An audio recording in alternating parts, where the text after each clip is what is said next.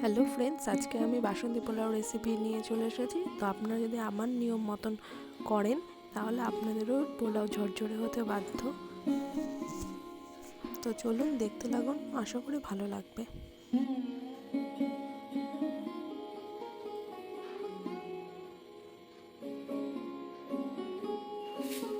আমি এখানে 300 গ্রাম মতন বাসমতি চাল 20 মিনিট ধরে ভিজিয়ে রেখেছি। এবার চালটাকে ভালো করে জল ঝরিয়ে নিতে হবে, যেন একটুকু জল না থাকে চালটার ভিতরে।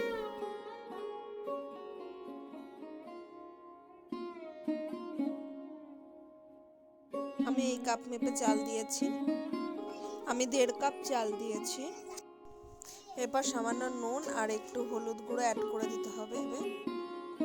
এবার এর মধ্যে অ্যাড করে দেবো একটু ঘি। ভালো করে এবার খুব আস্তে আস্তে এটাকে একটু মাখিয়ে নেব। যেহেতু চালটা ভেজা থাকে, মানে ভেজানো ছিল এতক্ষণ, সেই কারণে চালটা একটু নরম হয়ে যায়, যার কারণে চালটা যাতে একটু ভেঙে না যায়, সেই জন্য আলগা হাতে একটু ভালো করে মাখিয়ে নিতে হবে। আমার চালটা মাখানো হয়ে গেছে। এবার আমি এই কাপটা মেপেই জল দেব। যেহেতু আমি চালে 1.5 কাপ চাল নিয়েছিলাম এই কাপটা মেপে, তাই আমি এখানে জল দেবো হচ্ছে 3 কাপ। যতটা চাল না হবে তার ডবল জল দিতে হবে। আর জলটা আমি এখানে একটু গরম করে ইউজ করব, তাই আমি জলটাকেও একটু গরম করতে দিয়ে দেবো। এবার আমি একটু সাদা তেল আর ঘি দুটো মিশিয়ে একসাথে গরম করে নেব তেলটা। এবার এই তেলে আমি একটু কাজু বাদাম আর কিশমিশ ভেজে নেব।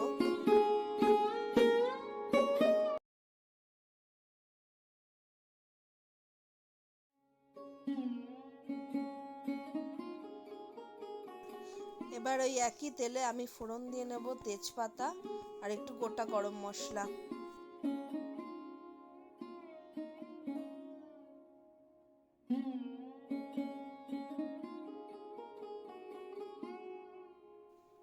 তো এবার আমি চালটা যে মেখে রেখেছিলাম এটা দিয়ে দেব।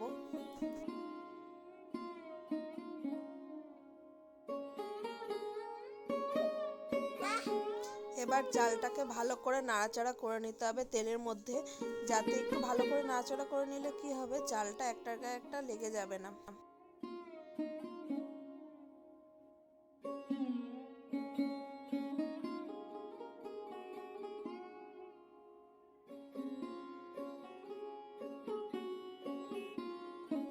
এবার আমি গরম জলটা দিয়ে দেবো চালের মধ্যে।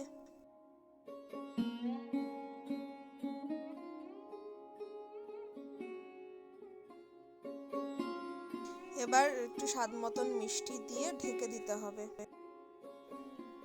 10 থেকে 12 মিনিট পর ঢাকনা তুলে দেখবেন চালটা 50% হয়ে গেছে।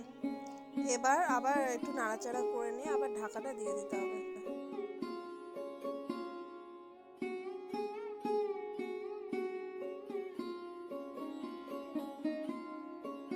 আবার 5 থেকে 7 মিনিট পর দেখুন ঢাকা তুলে একটু নাড়াচাড়া করবেন, দেখবেন ভাতটা হয়ে গেছে আর কত সুন্দর ঝুরঝুরে হয়েছে। দেখুন আপনারাও ঠিক একই পদ্ধতিতে ট্রাই করে দেখবেন, আপনাদেরও কখনো ভাত একটা লেগে যাবে না আর সুন্দর ঝুরঝুরে হবে।